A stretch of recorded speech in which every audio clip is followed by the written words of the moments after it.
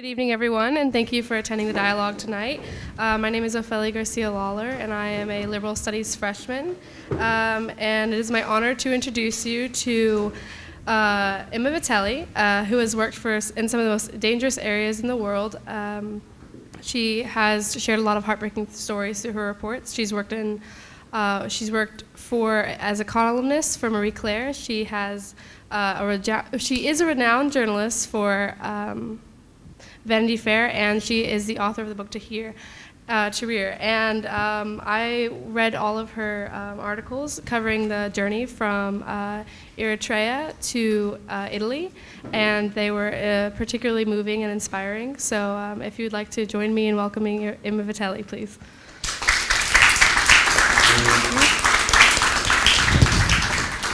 Thank you for being here, so many. I'm very happy. I'm always very happy to come back to Florence, to NYU. Today is October the 1st. About a year ago, on October the 3rd, I don't know how long you spent in Italy or in Florence, but about a year ago, on October the 3rd, a major disaster happened in Lampedusa. It was the worst shipwreck in the history, probably, of our piece of the Mediterranean. There was this boat with 518 people who had left from Tripoli. It took them about 21 hours to make it to Lampedusa. Lampedusa is this island, which is the southernmost tip of Italy, of Sicily. It's closer to Africa than to Europe. These 518 people, you have to imagine them, 518, it's an enormous amount of people on a boat that is a wreck of a boat. They just left Tripoli, and these guys spent 21 hours. And they make it to Lampedusa. They're 500 meters away, and it's the morning of October the 3rd, and it's dawn, and it's 5 o'clock. People are asleep. They don't quite see the land yet, but whoever is behind the wheel knows that they're there and is trying to attract the attention of the Italian Navy, which is stationed in Lampedusa. And this guy does something really extremely stupid. The wheel stops working, and he decides to attract the attention of the Navy people by putting a little bit of gasoline on a piece of cloth. But this piece of cloth goes on fire. Somehow the fire touches the bottom of the ship, and so there is a little fire that becomes bigger. And all in a sudden, you have 518 people on this boat, on this ship. It's not a boat, it's an enormous ship, who kind of get tremendously scared, and they all can see fire, and so they all move towards one end of the boat, which capsized. And so we have the beginning of 3 or 4 hours of pure horror. It was horrific because nowadays you can see everything. Everybody's filming, everybody's taking pictures, there are videos, there are social networks, everybody's sharing everything. So we could actually see people jumping, we could see people floating, we could see the fishermen who ventured out and started to rescue people. At the end of the day, of these 518 people, 366 were dead in front of our eyes. Now, you might ask, why and what is the news? Italy, by its own shape, is somehow condemned by geography in being a bridge between Africa and Europe. It's always been the door from Africa to make it to Europe. It's this bridge, this tongue of land. And so for years after years after years, because of the policy of Europe, Italy doesn't give visas. It's virtually impossible to get a visa in any African country, in any African embassy. You go there, you just know you're not going to get a visa, so you do know that if you want to make it to Europe, for whatever reason you have, you might be having economic problems. You might be a refugee because they're bombing your village. You might live under a totalitarian state. Whatever the reasons, there might be war. Whatever the reasons, if you want to make it to Europe from Africa, you have to take a boat. And so we did have people arriving in boats for for years after years after years. And we heard news, you know, every now and then of a boat that went down. There would be 50, 60, 70. We normally look the other way around. We had a prime minister, actually, Mr. Silvio Berlusconi, who actually resolved this problem in a peculiar way. He signed a deal with Gaddafi when Gaddafi was still alive and in power. He went to Tripoli, kissed you know, that wasn't really nice, the ring of Gaddafi, and he said, okay, let's do this deal. I give you a lot of money to build a highway, and you take care of the migrants who take off from here. So Italy, for a number of years, basically sent a navy to get the migrants off their little ships and return them to Libya. So we actually shipped them back for a number of years, and no one really looked around. You know, there were suits in Europe at the European courts. We didn't really care, but then all in a sudden we did care because we saw it. We felt tremendously guilty, you know, 366 people for days after days. It's like it lasted forever because another ship went down, another boat went down like 4 days later. For days after days after days, like I can't tell you, I can't describe these lines of coffins, of wooden coffins lined up in a hangar in an airport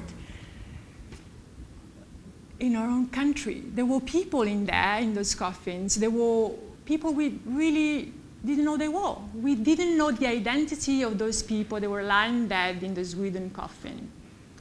366 of them. 365 were from Eritrea, which is curious if you think about it. It's incongruous, Eritrea. Since 2011, something called the Arab Spring, by now rotten, happened. So since 2011, the turmoil in the Arab world and in Northern Africa has produced security vacuum, has produced instability, has produced anything you can imagine in terms of people wanting to flee. Like imagine Syria. Everyone right now is concerned about what's happening in Syria. So I would have expected the majority of the people that went down a year ago in Lampedusa would be from Syria, fleeing from a horrendous war. And of course, we do get the Syrians as well, but they were Eritreans instead. So we start to ask questions. It's like the press in Italy was focusing on these guys who arrived and what do we do with them, where do we bury them, and how do we bury them, and what about the relatives in Eritrea? How do we do this? It's like we have hundreds of bodies, we know nothing about them, and there is a government, the government in Eritrea, which is not really kind of helping. At that point, my editor asked me, you know, we really need to do something about this. What do we do? And the obvious thing to do was to figure out, number one, why they were fleeing, how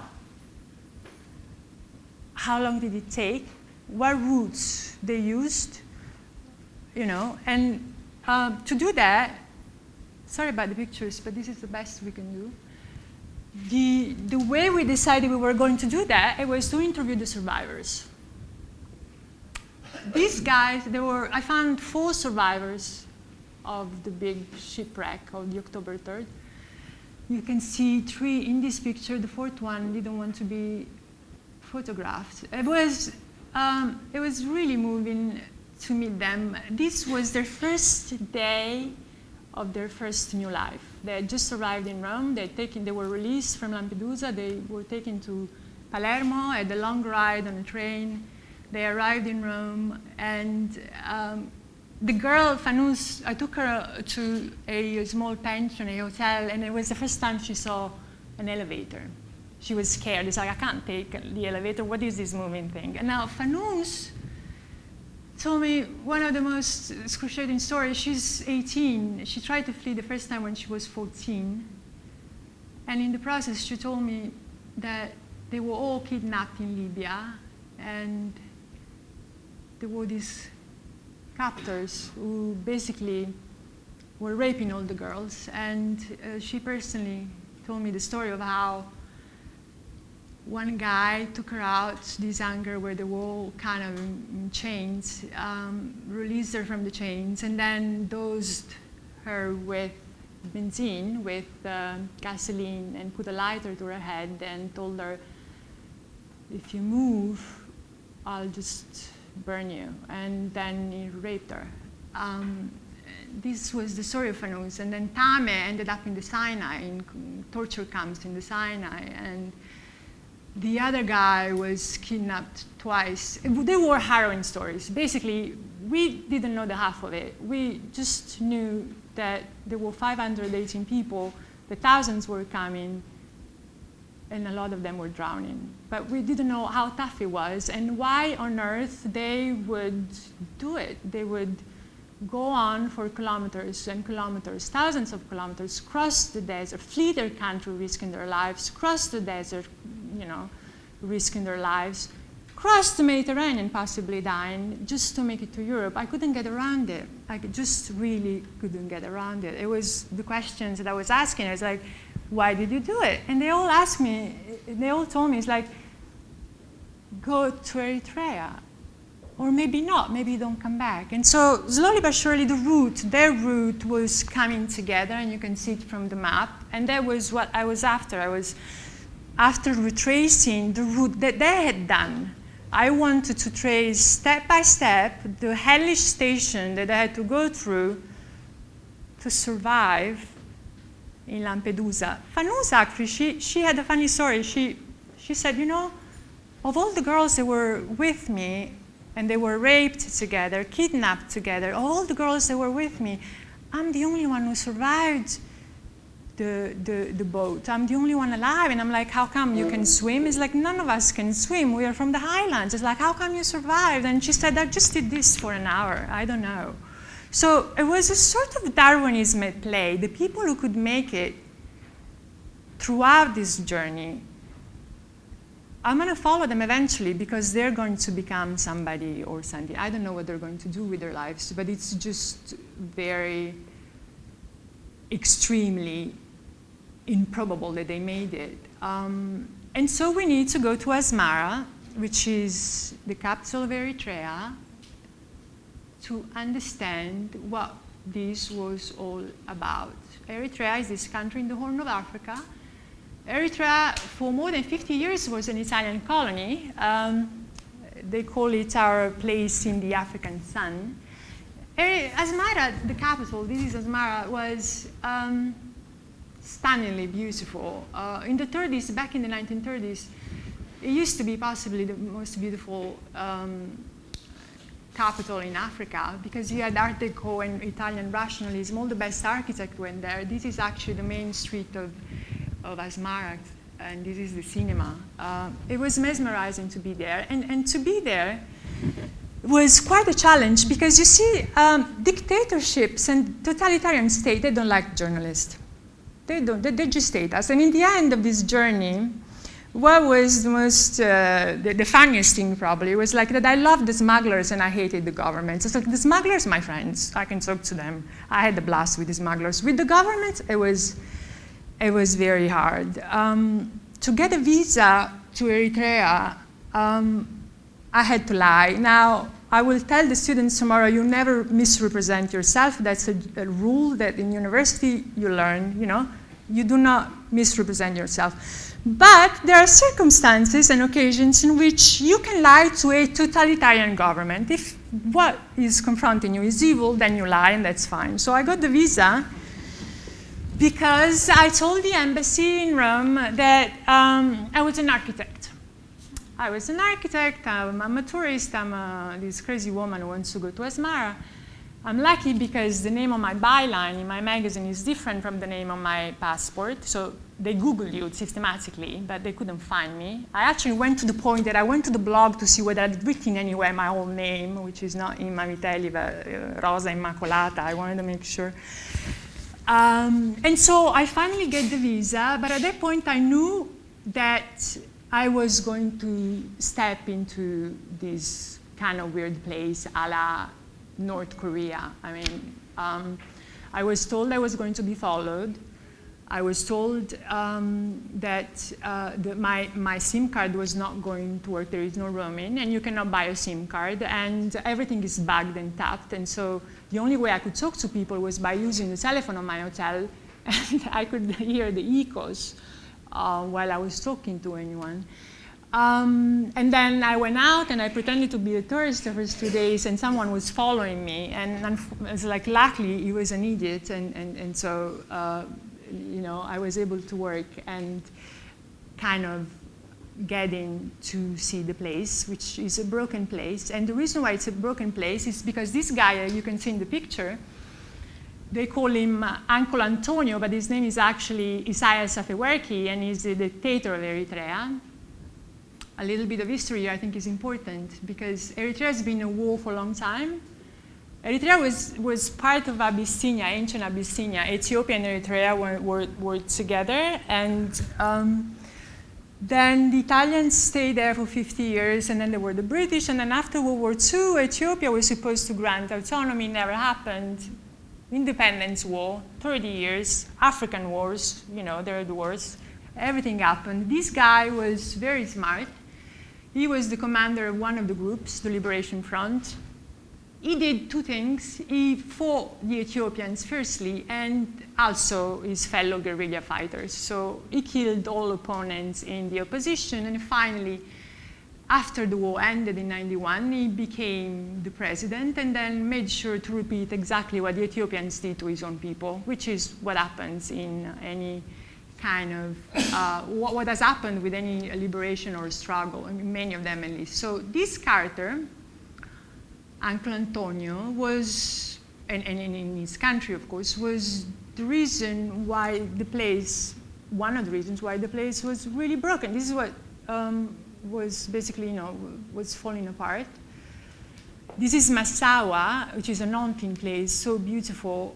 The last bombardments were in 98, 2000, never rebuilt.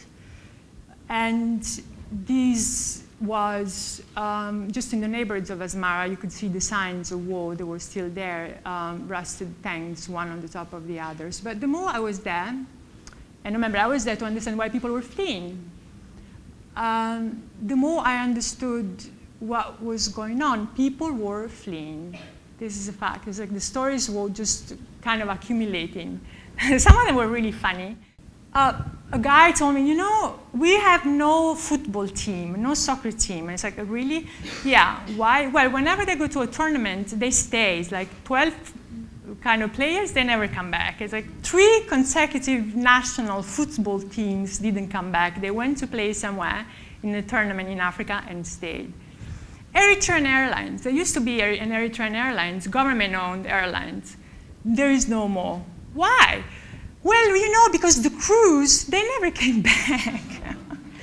Very interesting. And then it's like, you know, we used to have a presidential plane. It's like the president actually did have a plane with 2 pilots. Oh, interesting. And then what happened? Well, the 2 pilots took off with the presidential plane, and they went to Saudi Arabia, and they went to Riyadh. Yeah, and they never came back. And you know what? What happened? The president sent a pilot, a woman. She went to Riyadh. She flew there, and she told the king, we don't care about the pilots, you know. There was the idea of Uncle Antonio. We don't care about the pilots. Give me back the plane. So the woman went to Riyadh, and she never came back. These were just like, it was like everybody that had a chance was fleeing. The country was about 3 million people. 4 million were out because of that diaspora and the war. And the unlucky ones, the ones who could not afford to get on a plane or was not part of the national team, the unlucky ones just walked. They walked and they walked. They walked towards the border with Ethiopia. They walked towards the border with Sudan. And those were harrowing kind of walks. The title of the workshop is Escaping Hyenas. Why? One of the first things that I was told is like, you know, this is important. You have to know that we don't kill hyenas. It's forbidden to kill hyenas in Eritrea. It's like, interesting. Why? Well, because they attack the people who leave. They eat them alive. Very interesting. And then you also have to know something else. Well, there is the shoot to kill policy. So whoever is captured or seen while trying to leave the country gets killed on the spot. That raised the questions like, why is this happening? It seems like it's illegal to leave. It's exactly the way it is. It's a crime to leave Eritrea. why is the crime to leave Eritrea? Then the government of Uncle Antonio basically decided not to give exit visas to anyone, and decided at a certain point that all, again, he's a weird character, he decided all population from 1718 until 5051 had to serve the government. There was something called the national service. The national service meant that you were in an open-ended kind of service, military service, open-ended conscription in your own country, where at 17, if you go to school, then you finish the school, and the first thing you do, they send you to a camp called Sawa, and then you do the military service or whatever it is, and then you do more military service forever until you're 50 or 60, it's totally arbitrary, rebuilding your country, which meant forced labor for the government, which meant breaking stones, which meant if you had a degree, spending hours in an office of a ministry. People didn't like that. You know, you're 17 or 18, and you just don't like the idea of spending all your life, basically, hostage of your own government. Now, it seems nice what I'm saying, but you have to imagine all of this is happening in a place like Eritrea, where if you are part of the national service, during your military service, they give you like a few lentils to eat and give you dirty water to drink. People last about 5 or 6 years maximum, then they die. One day, I went to meet this father. He was a missionary, he was old, he was 80, he was so sweet, and he was the guy in charge of the biggest library of the Horn of Africa. There were like really, literally thousands of tomes. It was a beautiful place. He knew I was an architect. I don't know whether he bought it, that I was an architect. But at a certain point, he showed the person I was with this picture, and he started crying, and I'm like, why are you crying? And he's like, you know, the father came yesterday, and this boy is 27, and he's dead from Sawa. He just died in Sawa, and what happened? Like, well, it's exhaustion, and it's like forced labor, and no food and dirty water. And I think in the end, they just give them a syringe. This is exactly, I'm translating from Italian. I think gli danno una siringata in the end. They probably inject something into them, and they kill them just to get rid of them. It was story after story I heard of how the people who were kind of refusing to go to Sawa or to be part of this weird system were victims of the so-called gefa. And again, it is kind of an irony. Gefa in Tigrinya means fishing. So many people told me we rather become food for fish in the Mediterranean than be fished by our own government. Gefa, fishing, means that the government, what the army does, they send in the army, they surround the village, and then they go door to door, house to house, looking for the young people who are hiding from the government because they don't want to do the open-ended conscription, they don't want to do the military service, they don't want to be a hostage in their own country forever. So they go door to door, they look in the closets, they look under the bed, and then when they found them, and they do find them, they take them and they put them in a camp they called Wia, which is near Massawa, and they put them underground as a punishment. So you're 17 or 18, and you're hiding in your closet, and a guy from your own army comes and opens the closet and finds you, and then arrests you and beats you up, and then you're underneath the ground into this hole for 2 weeks with with 2 lentils and a little bit of dirty water, and you see the sheep grazing above you. This is the reason we're leaving. This is why everybody, literally everybody, wanted to leave, and this is the reason why everybody was considered a deserter, a defector. I mean, if you leave without an exit visa, and it's impossible to get an exit visa, means that you're deserting your country, that you're defecting from your country, that you're not serving the national service, doing your national duty. And that is, weird things happen in this kind of twisted reality, weird things happen. It's like, this is a wall where the announcement of the dead are posted in the walls of Asmara. The people knew that if the government found out that you're gone, that is a crime. So they punish the father. There is either a fine, and if you don't pay the fine, the father of whoever fled gets arrested. Now, since all the youth, everybody really wants to leave, it means there are a lot of people who were either fined or arrested. And so they found a way, whenever somebody would disappear, either in the desert or in the med, in the sea, at sea, they found a way to kind of make the announcement that they lost a beloved one, a daughter or a son, without actually making it explicit. So you would find the word dignet, which means all in a sudden in Tigrinya. So whenever on a sign in Asmara you see the word dignet, that means that your son or your daughter died either in the desert or at sea. It was a very twisted kind of environment. I added these pictures here because the pain, Asmara was a derelict place, really. All the youth that I met were drunk.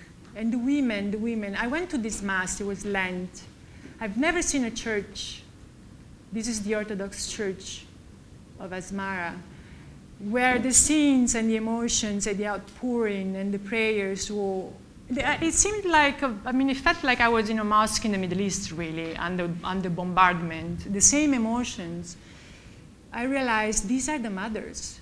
The women that I'm seeing here, praying like this, are the mothers of the boys whose identity we don't know, and then went down a year ago in Lampedusa, and whose bodies lie without a name in those wooden coffins in our hangars, whose bodies are buried in cemeteries.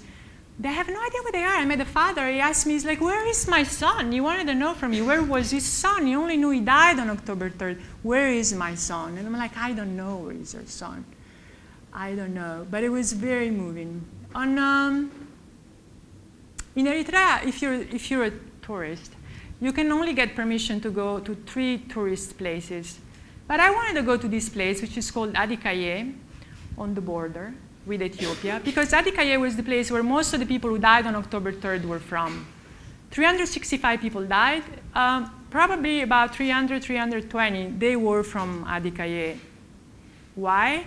Because Adikaye was on the border, and the border with Ethiopia was shut. So there was virtually nothing. And plus, they could walk to the border. It was easier for them, less hyenas to hunt them and kill them. And Adikaye was this place you can see, very poor. And Adikaye was a place where I really wanted to go to because I wanted to get a sense, okay, the people came from here. All these people died. And it's like, what kind of impact did it have? You're losing 320 people, boom, in one boat. What happened? I kind of went in. I knew the reason why I went the last day to Adikaye, I took a car, I drove to the border, was because I knew that if they found me, I was illegally there on many reasons. I was a reporter acting to be an architect. I'm going to a place where I don't have a permission to go to. Then I asked a friend, it's like, what happens if they arrest me? And they're like, they might scare you for a couple of days in jail, but then they'll deport you. And then I'm like, okay, so I'll go the last day, so they'll put me on my plane, and that would be it. So I went to this place, which is the University of Adikaye. I saw a picture from a window. It's the university, it's the Faculty of Political Sciences. It's ironic. Political Sciences was in the beautiful Asmara University, and was where all the students were really protesting in the year 2000, 2001 against Uncle Antonio, the president. And then, of course, it's like the university was shut. They killed a few students, and then eventually the president called in the Chinese. They destroyed the beautiful one, and it's like they shut it down. And then they called in the Chinese the Chinese are having a ball in Africa, in the Horn of Africa. They called in the Chinese to build this gloomy, gray place. It's new, it was new, but it was haunting. It was a haunting place. Like, there was the army. You go to a university and you find the army at the gate. And then you enter the place, and there's scattered bones of who knows what kind of animal. I wish there was hyenas, but I don't think it was. And the bathrooms were clocked, and there were about 10 students because the bathrooms of the dorm were clogged, went to the toilet outside. But because they didn't ask for permission, they were punished, and they were there on their knees under the scorching sun for, I think, 5 or 6 hours. This is the kind of place it was. So I found Abraham, who was one of the students here, and he told me that, yes, he lost 6 people. He said, yeah. And then he says, like, I lost a cousin, I lost an aunt, I lost an uncle. There were 6 people on that boat that sank on October the 3rd. And I'm like, so people, what's the reactions? Like, people are not going to go now. It's like, why? We're going more and more and more. And I'm like, what do you mean? It's like, my brother is in Khartoum. I'm leaving next. And it's like, but don't you know? And it's like, we have an option.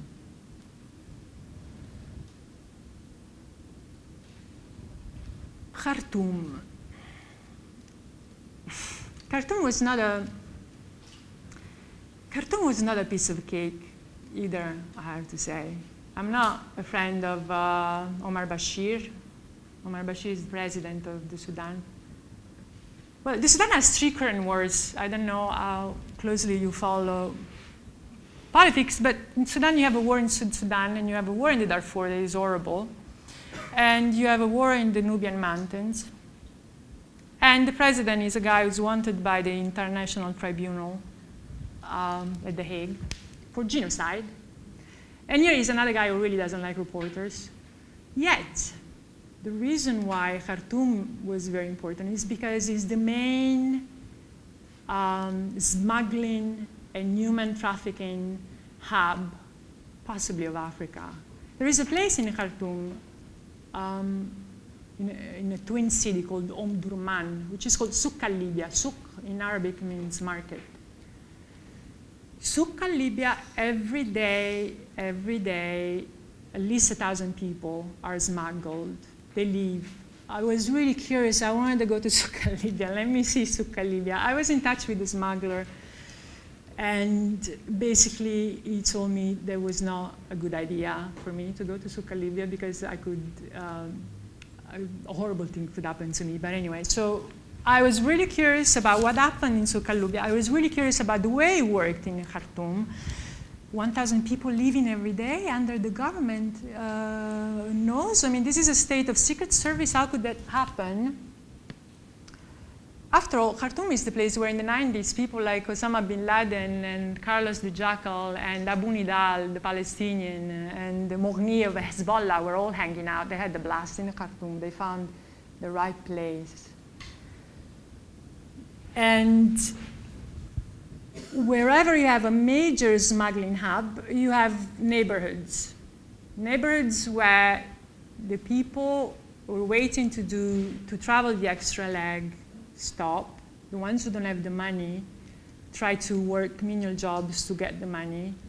In Khartoum, smugglers are selling one way, only one way, of course, trip to Sicily. It's like, you know, Khartoum, Lampedusa, $3,000. That's the regular rate.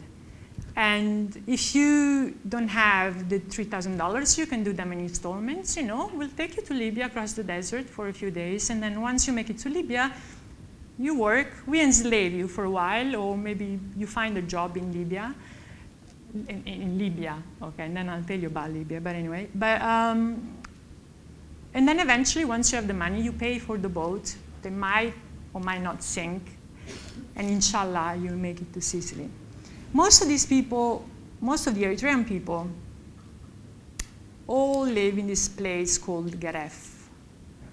And Garef, I mean, I've been to many countries and I've done a lot of works, but Garef struck me like this place of really loss and perdition. Can you imagine? You cannot go back to your country because you're fleeing, and as somebody who fled, you're a criminal, and if you go back, they kill you.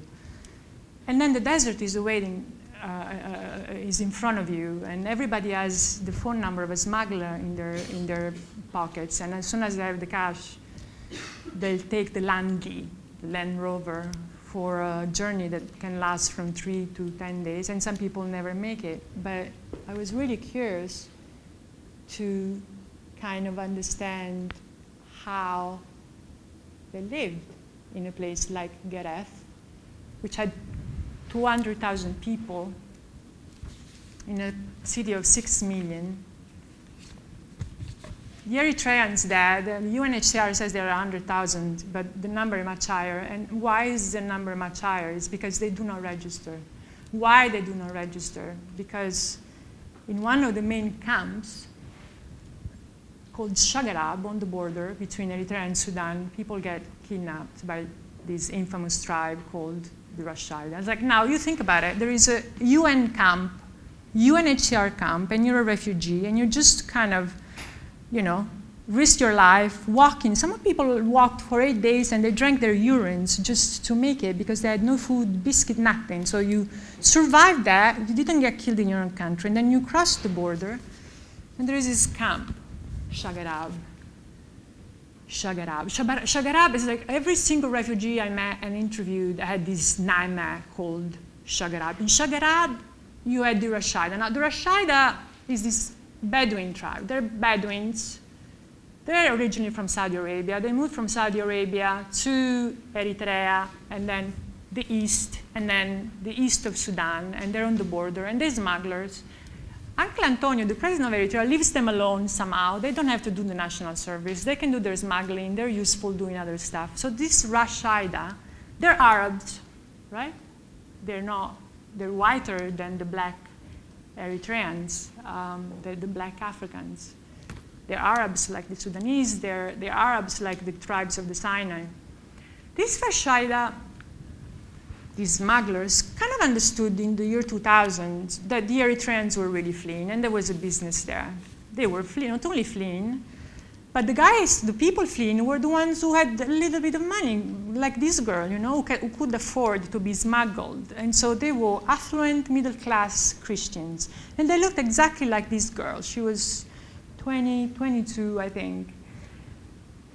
She was lucky she didn't get kidnapped. But the Rashida, what they did, basically, they snatched people along the border with the complicity of the Sudanese army and soldier. Any Sudanese soldier could snatch a migrant, a refugee, somebody who just crossed the border. They would get them. They would deliver them to the Rashida. And the Rashida would basically do all sorts of stuff to them, take them to a camp in the middle of the desert, in chains, beat them up.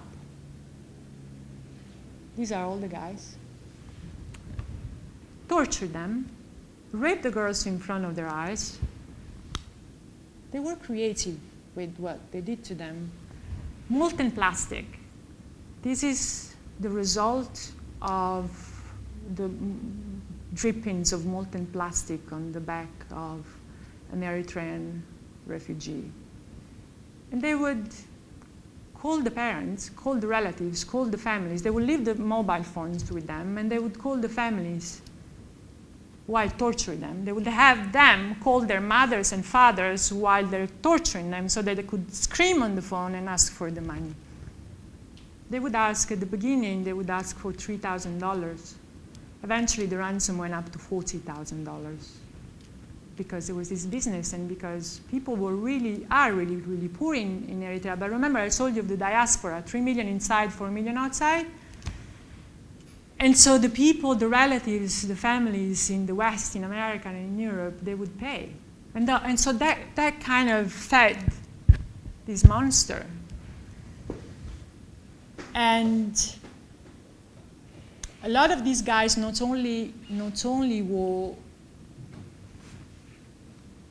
kidnapped in a place like Shagarab and on the border, but then they ended up in the Sinai. And I didn't go to the Sinai because in the meantime, General Sisi took power in Egypt. And one of the first things he did was to shut down torture camps in the Sinai, where since 2008, 2009, up until 2013, no one has a number, but thousands of refugees from the Horn of Africa trying to reach Israel were taken to torture to death. There are mass graves all over Sinai. Then Israel built a wall along the border between the Sinai and Israel, a 250 kilometers wall. And then General Assisi arrived in the Sinai and just started bombing every moving thing, and that kind of put a lid on this phenomenon. And so now the kidnappings and the torturing and the raping is happening somewhere in eastern Sudan, wherever the Rashida are. One of the key things that I really wanted to do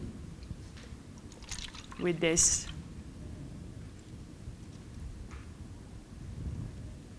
and I was really obsessing about it. If you do not obsess about something, it's very hard to get it in an African country. You really need to know what you want. But one of the things that I really wanted to was to have a look at the desert. I really wanted to see the desert. I mean, it's like we saw the sea. It's like we do have pictures of the sea. The first picture that I showed you about the boat is like was taken by a photographer who did from Tunisia to Lampedusa. So we do know what happened at sea, and I'll tell you more later. But the desert, no one had ever made it. The people who actually followed the routes of migrants from Africa to Europe, they all did the West Africa kind of route. And I didn't know why at the beginning. I said, okay, everybody's focusing on West Africa. They're going to Mali, they're going to Senegal, they're doing this. Why no one has ever done it? I was researching and reading and researching. I found nothing. And then eventually I found out why, because it's impossible. It's really hard to get a visa to Eritrea. I got the visa to Khartoum going to Cairo because the embassy in Rome told me, no, I waited for a month and a half, then I got it in Cairo, then I got to Khartoum, and in Khartoum, this Orwellian guy from the Ministry of Information told me, you can't work here, go back to Rome and wait for your visa. Thank you very much. But Kufra, it's like the desert was a puzzle that was missing in this kind of Calvary, Kufra. I heard stories about the desert. The survivors told me not only the stories of kidnappings and torture, but they told me things. This is a guy that I interviewed in Rome. I focused my first story on Amradam. It was a fascinating character. He was telling me, it's like, you have no idea, the desert is like the whole desert. You know, people say that the Med is a cemetery, but in fact, the desert is a bigger cemetery. You have one of the largest unexplored, isolated, desolated area on the planet. It might be like the Arctic Pole. If you find it on a map, I wanted to find it on the map. I couldn't find the coordinates. It's not even mapped properly. And so I really wanted to see it. And everybody was talking about this legendary mountain, Jabal el-Lawanat. There is a mountain called Jabal el-Lawanat. It's a towering mountain that is right at the crossing point of three borders, Egypt and Sudan and Libya.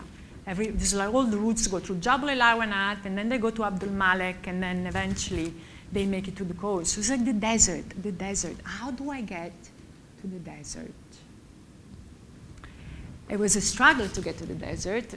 First I had to go to Tripoli and get a flight to Kufra. Kufra is on, if you ever look at the map, it's on the southeast corner of the Libyan desert. And Kufra is an oasis.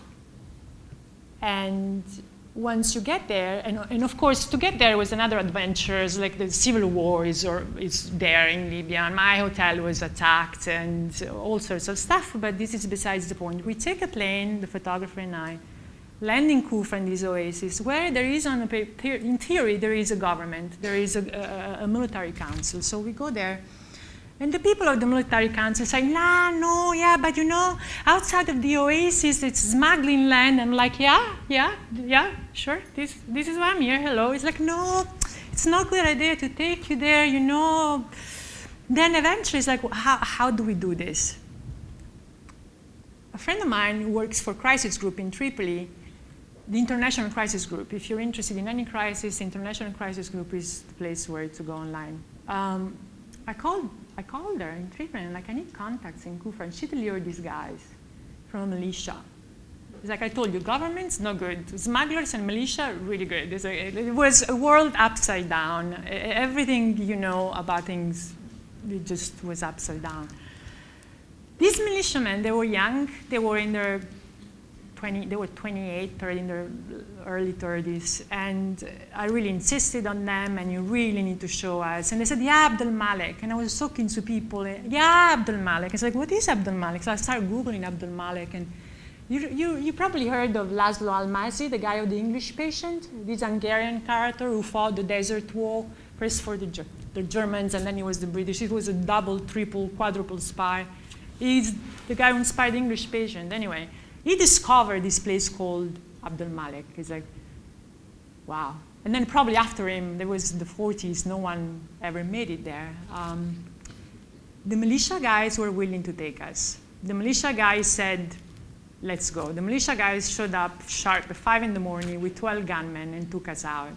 And they said, we don't know whether we're going to find them, but this is definitely the way they go through. So I was on a major point on the route from Khartoum to Lampedusa in the middle of nowhere in a place called Abdul Malik. So we're there, and the desert is really mesmerizing. It's like a moon-like place, lavic stones. And then incongruously, in this emptiness, we start seeing things. Like there was a mattress, and then all in a sudden, the pictures here are made on the opposite. But anyway, all in a sudden, yeah, we were seeing bottles. It's like, what on earth are these bottles of water doing here? We didn't know. And then we found them. We just found them. There were 3 cars. They stopped. They had stopped because they had a flat tire. There were 87 people, a lot of women and children. 4 of them were unconscious. These guys here, they were not doing very well. And I thought, this guy's going to die. I also thought another guy was going to die. 4 of them, I thought, oh my God, they're going to die. And then as soon as they saw us, can you imagine? We're in the middle of nowhere, in the desert, and they all of a sudden see these 3 cars full of militia, and there is a white woman who comes out, and they're probably the first time they see a white woman, and then there is a photographer. The photographer was a bit scared. I shouldn't be saying this, but you learn many things in these circumstances. One of the things that you learn is that if people have not had water for many days, if you give them a lot of water, you kill them because their body is not prepared. And it's the same for food. So the Libyans knew that, and they were giving them a lot of water. But the scenes were just excruciating. So they were giving them drops. So there were these 4 drivers, these smugglers. They didn't want to be photographed. They were all Libyans. They said they took $2,000 to take them to the coast. They said it's just a job. They said, what do you want? They said, why you're not giving them water? The refugees, one of them showed, they were mostly Eritreans. The refugees showed me scars, they'd been beaten up. The things that we saw scattered in the desert about were their belongings, they threw them away. There was some kind of elemental sadism at play. I mean, I asked them, well, you have 4 people unconscious here, why don't you give them water? They didn't reply. They really looked at me like I was crazy, asking stupid questions. The women were treated better than the men, but the men, I thought 4 of them were going to die.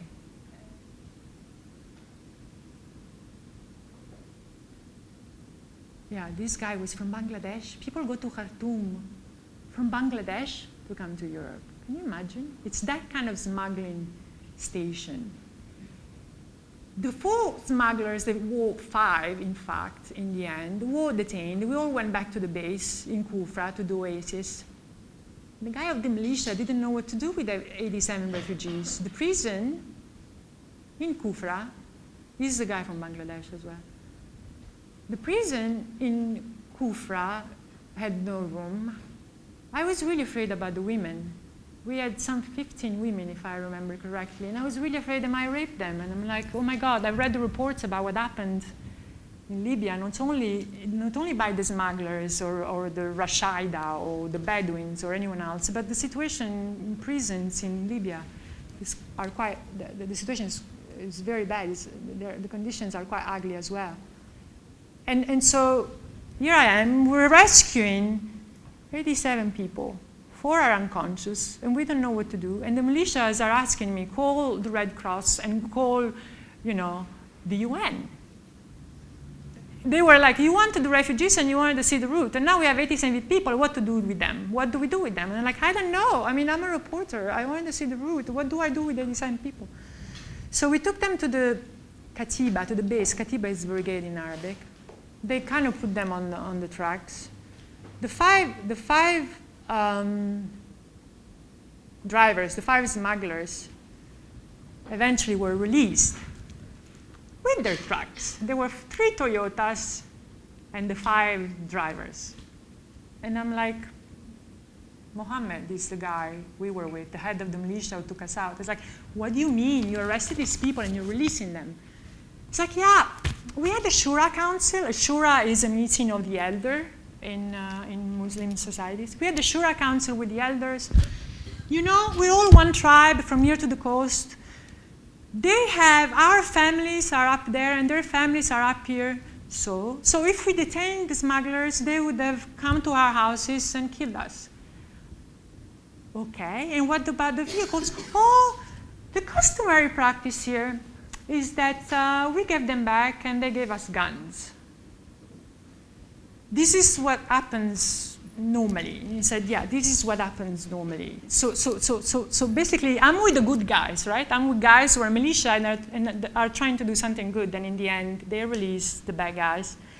And then the refugees end up in a prison because there was no other option. And the UN didn't do anything. And the Red Cross didn't do anything. Because very often, it's very unfortunate, but very often in places where the UN is really needed and the Red Cross is really needed, they simply are not there. So these guys, this is a picture of a prison in Kufra, and this is a picture of a prison in Tripoli. I think I'm running out of time, I have to rush. But the coast. I had a blast, I have to say. At the coast, I was with the smugglers, I had a blast. It's like there were no governments trying to deport me or control me or arrest me. And so I had this source in, I don't know, it might sound weird, but I had this source who was a smuggler. How do I get a source with the smugglers? It's like everybody in Europe is like, the smugglers, the smugglers, the smugglers. If you do not give visas to people, if you do not provide people with the legal ways to come, they're going to go to whoever is offering that service. And then they're going to run the risk of doing whatever it is that they're doing because they really want to and they're desperate to get here.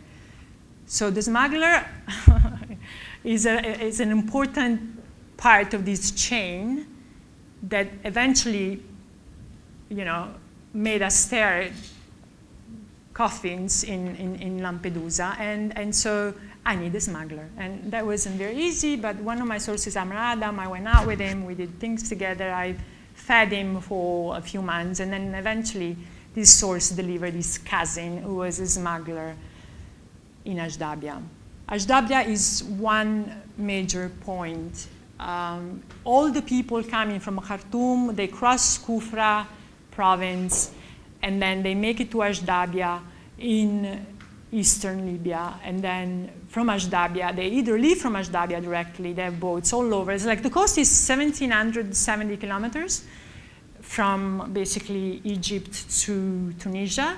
And basically today, because of the power vacuum, because of no government, because of the civil war, basically in 1,770 kilometers, you can find smugglers and boats are leaving from almost every port of Libya. It's money, it's business, it's cash.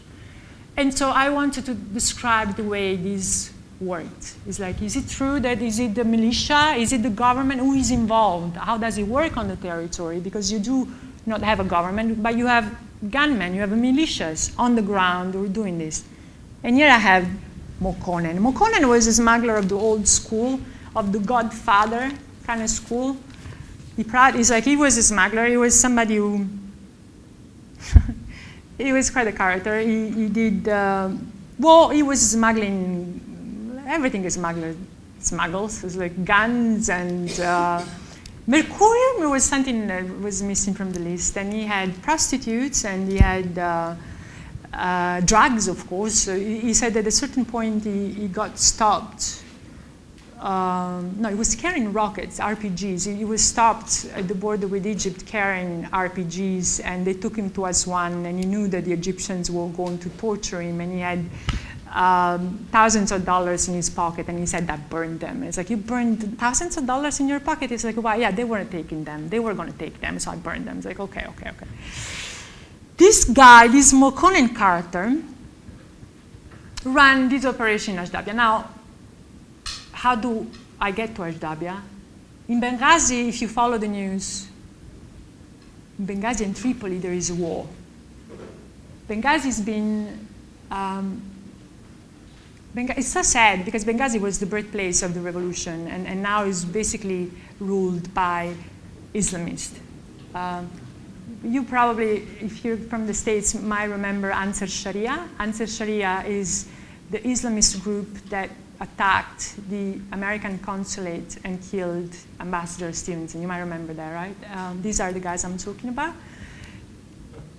And so Ansar Sharia was my problem. Why am I talking about Benghazi? Because to go to Ashdabia, you have to go through Benghazi. But Benghazi airport was closed. I flew to Baida, and then I found myself waiting for a smuggler's driver at an airport in eastern Libya. He said, put on the niqab. The niqab is the black thing. You put on the black veil, and then you basically, you're covered in black, you're clad in black, everything that shows is your face. So I'm like, I have to put the niqab, but it's so strange. So then I understood why. We went through with this smuggler, with this driver. The driver thought that we were Syrians. And like, I speak Arabic, but my Arabic is not like, I said, no, we're Kurds. and then we just went through all these checkpoints. And the last checkpoint, I thought it was really bad because it was Al-Qaeda flag, and it was 2 in the morning. And I thought, okay, this is really not okay, and you do not trust a smuggler ever again. But then it turned out that they're bribing everybody. So the smugglers, the Ansar Sharia people, the militia, the Islamists were waiting for us. They were really nice to our driver. Apparently the driver is part of Ansar Sharia, and that's the reason why they were using that driver. So I started to understand how it was working. So these smugglers pay everybody. Everybody worked for them. And as this Mokonnen smuggler told me, it's like, we own the country. Right now there is no government. The government is the knife or the cash. So after I went through that checkpoint, I understood, okay, that Ansar Sharia was taking a cut, and it's the Islamist. And Ansar Sharia is an Islamist, and my smuggler is a Christian, and they know that my smuggler is a Christian. So these guys are cutting the throats of poor Christians from Egypt, for example, but they have no problems in getting the money from an Eritrean smuggler, wears the cross because he pays them. And then we eventually arrived to this house, and I just understood everything. It was a house, it was 2 in the morning. There was a captain of a boat sleeping on a couch. There was his brother who had arrived from Egypt to collect the money, because when the boat left, they would pay the brother 10,000 euros. And then there was the head of a big militia in Ashdabia, who was the one providing muscle and territory and the hangar where they stored the migrants. And whole Ashdabia, the main business was smuggling human beings, because I saw meter after meter after meter. It's like all these compounds, they were all the same, and they were in plain view in the middle of the street where once, people were demonstrating against Gaddafi. It was really kind of sad. I'll leave you just with one last image. These are Eritreans and people from Horn of Africa trying to get some menial job to pay for the boat in Tripoli, in the neighborhood of Abu Salim. And this woman, it was just, I'll leave you with her, to close the circle. The boat that sank on October the 3rd left from Tripoli. This woman, she was from Somalia. She had been raped in the Sudanese desert. And then she took a boat. You say dinghy, they call it a plastic boat, a dinghy. She took a dinghy 3 times. Dinghies are the worst thing that you can take. Like, you take a dinghy, 10 people, it's unlikely you make it. She took a dinghy 3 times. And on the 3rd time, she was pregnant. It was the baby from the rape. And she delivered the baby on that 3rd dinghy that she took. And on the previous one, she was at sea for 10 days, lost. They ended up in Tunisia. 5 of them died.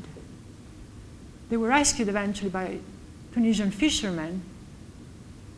And when I asked them about the other 5 people that died, they said, you know, one woman, we threw her out. And I'm like, why did you throw the woman out? Oh, she went crazy. What do you mean?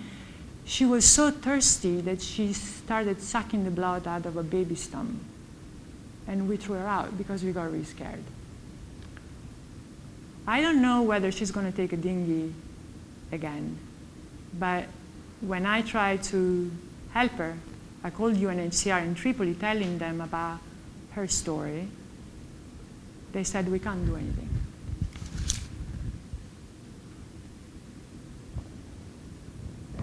And the reason why they can't do anything is because pretty much we're talking about people who are trapped between where they come from and where they're going. I'm done.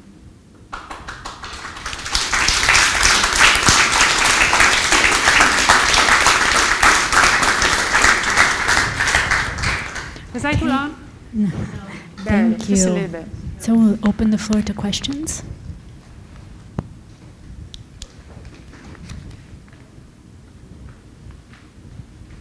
Yeah. How did you communicate with the people when you were there?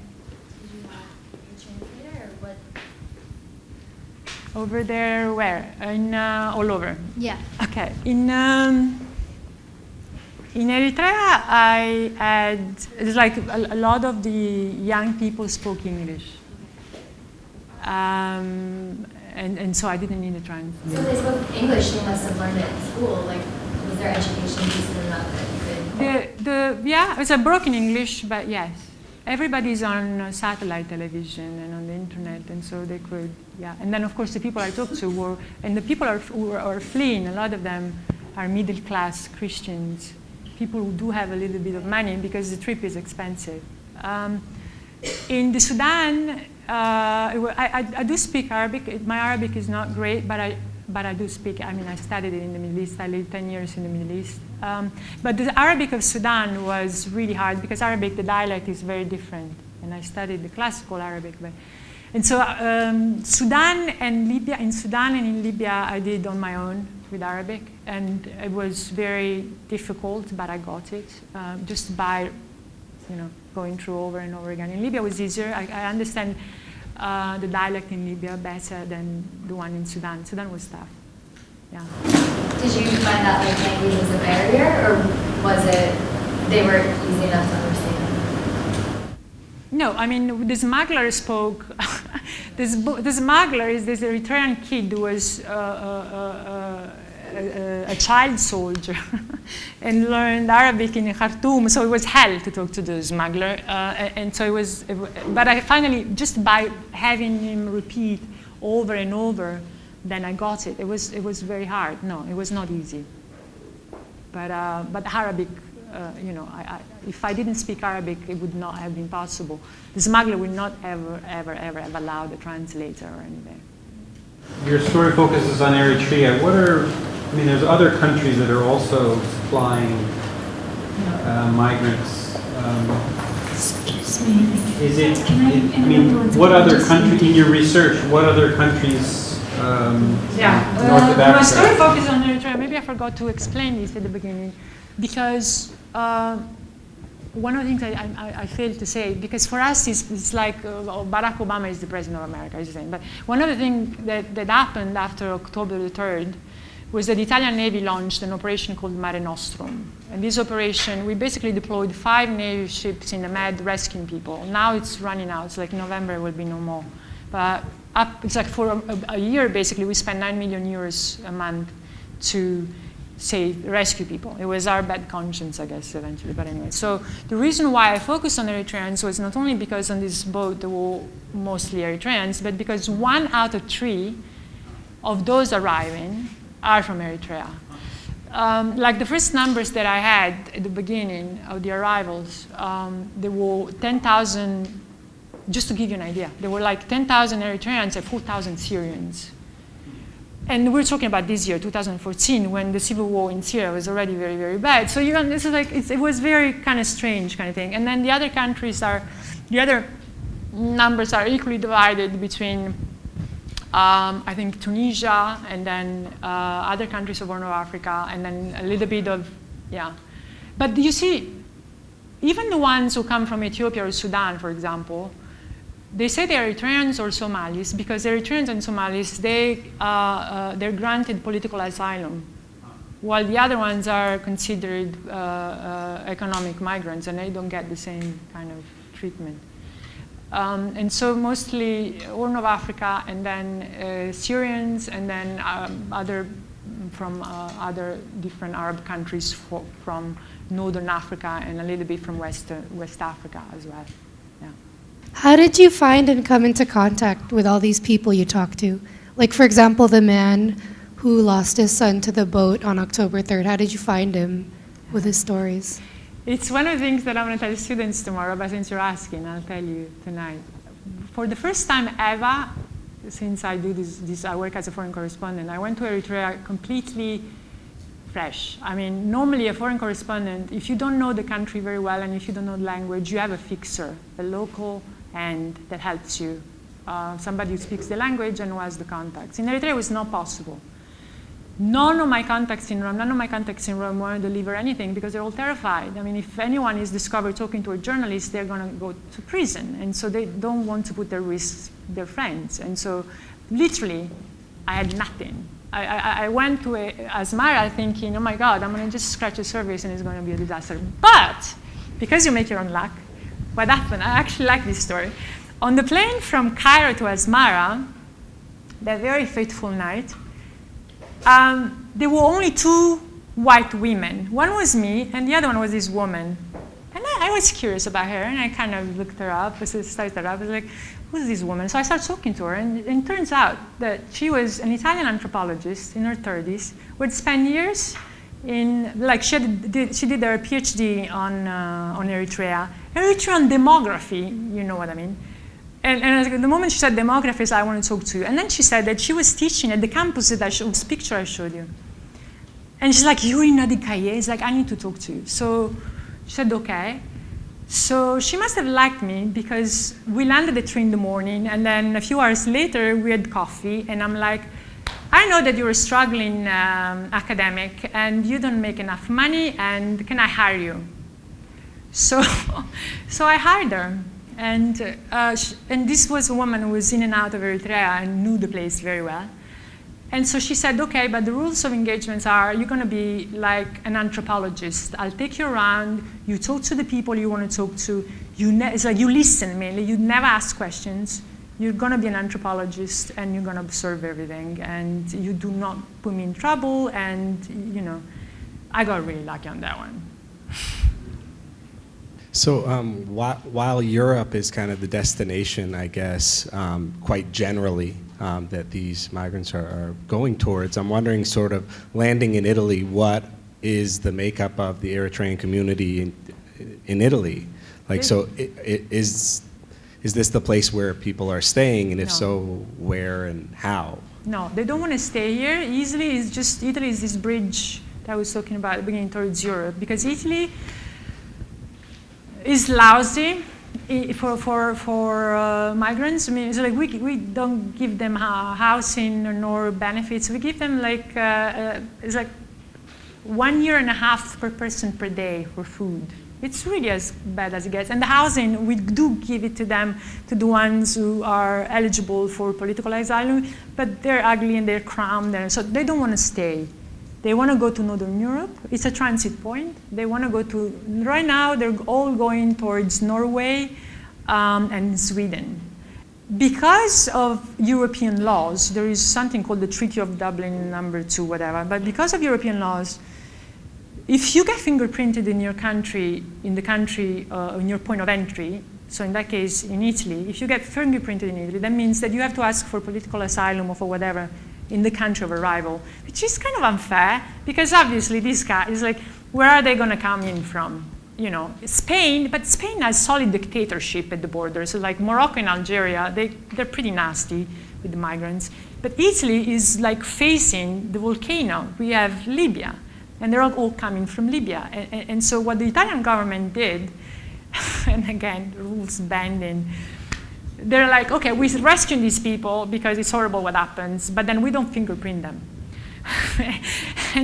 and so we actually get them, really rescue them, save their lives, and then we let them go. And they all ended up in Germany or Northern Europe, and so Northern Europeans now are upset with Italy. And Italy is saying, we're spending 9 million euros a month, where are you, and what you're doing about this? So it's all a squabble of huge proportions.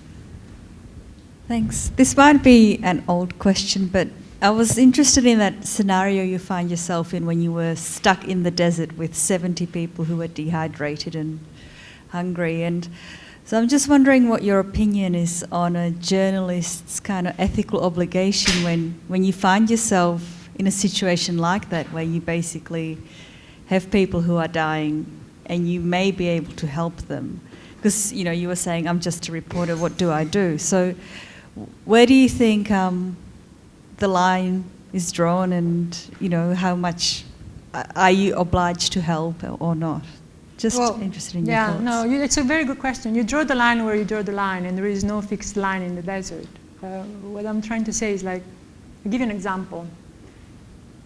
Lebanon, southern Lebanon, Israelis bombardment, people living in basements for 3 weeks, and then we arrive, and we are 15 people, and we are the first one who are going to the village because there is a lull in the bombardment.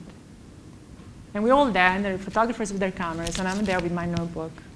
And we arrived there, and all of a sudden, there are old people, literally old people, who are kind of crawling out of their houses because they heard on the radio that there was a lull, and then they saw some movements outside that was human, or so it seemed. So we all kind of put aside our notebooks and our cameras. We took them out. I had this old woman, kind of, she was 84. I basically dragged her out of the house and took her to an ambulance. In the meantime, it arrived. It's really hard, but we are humans first and reporters after.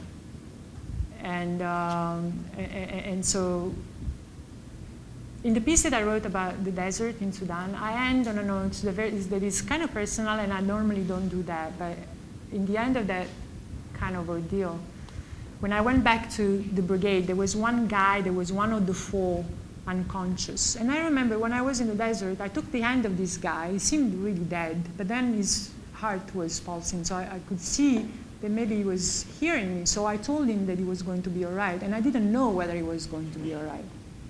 And then the last day, this guy comes to me, and I didn't know that it was him, and he thanked me. And it was a very moving moment. And I think all of us who do this, we do it. Of course, there are personal reasons also, but we do it because it makes sense. Otherwise, it's really hard. And it makes sense also to rediscover our humanity. So it is a line, and sometimes we cross it, other times we don't. But there are moments when there is no other option. There are 120 about left. 120 Italians in Eritrea. Yeah. And there is an Italian school with 50 teachers and 1,000 students. I had a problem with that. But yeah, most of the 100+ Italians are around this school. And then the crazy Italian who was teaching in this campus on the border with Ethiopia. I liked her. She was great, yeah. But very few left, yeah, not that many. But the Italian embassy still is the only European embassy in Asmara and is the embassy responsible for refusing visas. Not really nice either. All right, we can call it a night.